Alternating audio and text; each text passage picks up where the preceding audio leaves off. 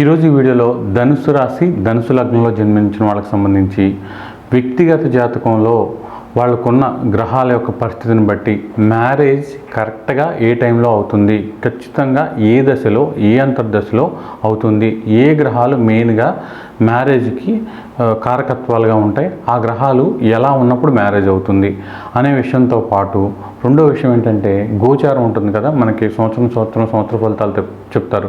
ఈ సంవత్సరం గురువు బాగున్నాడు, లేకపోతే శని బాగున్నాడు, రాహువు కేతువు వీళ్ళు బాగున్నారని చెప్తున్నారు కదా.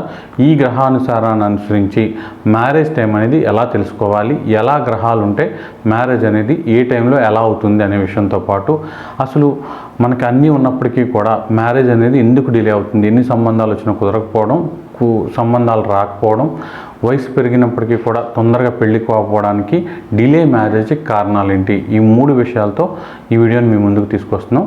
ఈ వీడియోని స్కిప్ చేయకుండా చూడండి.